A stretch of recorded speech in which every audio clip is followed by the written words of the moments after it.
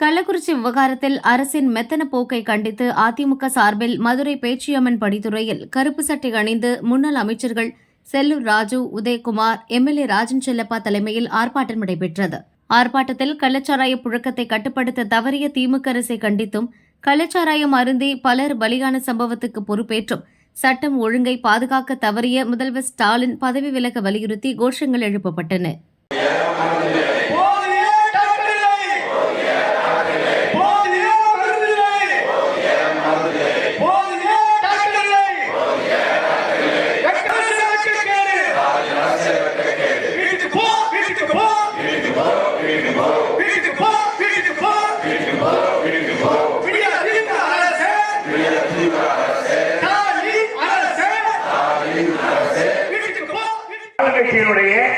இன்னைக்கு முதலமைச்சர் மறுக்கிறார்.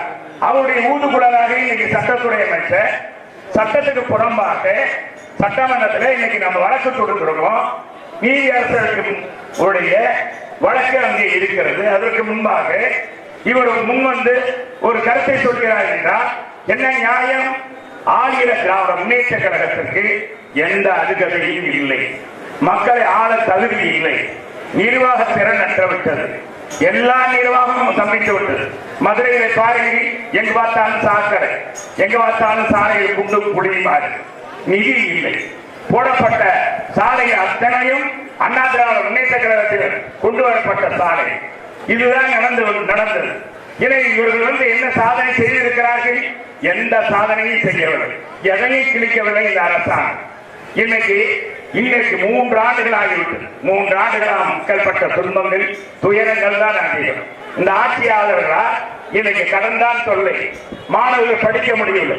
இது வரைக்கும் பாத்தீங்கன்னா மாணவர்கள் படிக்கிற பள்ளிக்கூடத்தில் படிக்கிற மாணவர்களுக்கு இதுவரைக்கும் நோட்டு புத்தகம் மட்டும்தான் கொடுக்கப்பட்டது, மற்ற பொருட்கள் கொடுக்கப்படவில்லை. நாள்தோறும் போடப்படுகிற யூனிஃபார்ம் கொடுக்கல, எதையும் செய்கிற இந்த அரசாங்கம். நாம் கொண்டு வந்த மடிக்கணினியை முறையாக இவர்கள் செயல்படுத்தவில்லை. எனவே அதை நிறுத்திவிட்டார்கள். எனக்கு 1000 ரூபாய் கொடுக்கணும்னு சொல்லி மக்களை ஏமாற்றி இன்னைக்கு இந்த அரசாங்கம் ஏமாற்றிக் கொண்டு இருக்கிறது என்பதுதான் நிதர்சனமான உண்மை. என்னால் கொத்து கொத்தாக செத்துக் கொண்டிருக்கிறார் அந்த மக்கள். இன்றைக்கு அங்கே மருந்து கூட இல்லை. பொதுச் செயலாளர் புரட்சி தமிழர் ஆதாரத்தோடு சொல்லுகிறார்.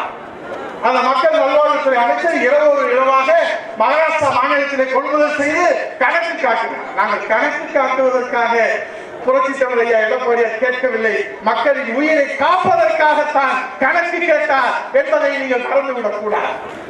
ஆகவே இதுதான் அதுதான் பட்டுக்கோட்டைக்கு வழிகட்ட கொட்டப்பாக்கு என்ன விலைன்னு கேட்ட மாதிரி இந்த உயிர் காக்கிற மருந்து, விஷத்தை உரிக்கிற மருந்து இருக்கா அப்படின்னு பொதுச்செயலாளர் கேட்கிறார்.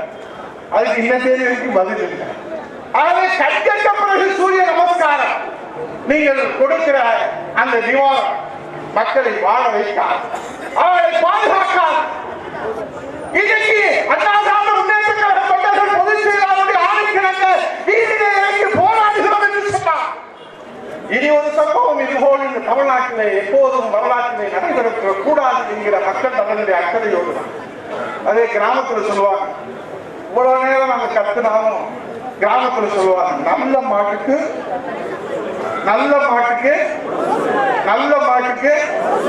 ஸ்டாலின் அவர்களே உங்களுக்கு ஏற்கனவே மழைக்காலத்துல ஒரு சூடு, அப்பையும் உங்களுக்கு புத்தி வரல. ஆகவே நல்ல மாட்டுக்கு ஒரு சூடு என்ற அந்த பழமொழியின் போல ஸ்டாலின் அநேகமாக இந்த ஆர்ப்பாட்டம் முடிவதற்குள்ளாக ராஜினாமா செய்து வீட்டுக்கு போக வேண்டும். புரட்சி தமிழர் ஐயா எடப்பாடியார் மக்கள் பேராதரோடு கோட்டைக்கு செல்ல வேண்டும் என்று சொல்லி நாங்க சாத்தாங்குளத்துல நீங்க மரசிய நாங்க கேட்டேன். 2 காவல்துறை அதிகாரிகள் காவல்துறை தவறு செய்ய சந்தேகத்தின் அடிப்படையிலே அன்றைக்கு நடைபெற்ற நிகழ்ச்சியில அரசு மறைத்த போது இன்றைக்கு மறுத்ததாக கருதி சிபிஐ கேட்டார். இன்னைக்கு 60 தூரம் தாண்ட போது 100 எண்ணிக்கை எட்ட போகிறது. அதுவும் தமிழ்நாடு மட்டுமல்ல, தமிழ்நாடு, பாண்டிச்சேரி, ஆந்திரா அத்துணை மாநிலங்களிலிருந்து மெத்தனால் கடத்தி கொண்டு வரப்பட்டிருக்கிறது என்ற செய்தியை அறிஞர் எடப்பாடியார் மிக தெளிவாக குறிப்பிட்டிருக்கிறார். ஆக எங்களை பொறுத்தவரைக்கும் சிபிஐ கொண்டாடுறது என்ன தவறு? எடப்பாடி சொல்றாங்க தனி மனிதனுக்காக நீங்க சிபிஐ கேட்டீங்க. இங்க வரும்போது பார்த்தேன் தமிழ்நாடு முழுவதும் காவல்துறை ஸ்டேஜ் போட விட மாட்டேங்கிறாங்க, காவல்துறை நடக்க விட மாட்டேங்கிறாங்க, கூட்டம் சேரக்கூடாதுன்றாங்க. நல்லா இன்னைக்கு மதிப்புக்குரிய ஸ்டாலின் என்ன பண்ணிருக்காரு, இந்த காவல்துறையை நம்பல, நாங்க சிபிசிஐடியே நம்பல, அண்ணா காவல்துறை இருக்கிற முதலமைச்சர் அவருடைய கட்டுப்பாட்டு இல்ல, இந்த காவல்துறை நம்ம எல்லாம் தடுத்து நிறுத்துறாங்களே, இந்த காவல்துறை நம்பாமத்தான் சிபிசிஐடியை ஒப்புக்கிட்டாங்க.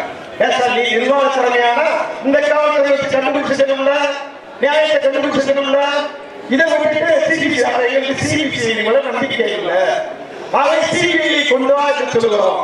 இதற்கு ரணிபதி அவருடைய பதிலை தவறான முன்னுதாரணத்தை காட்டுகிறார்.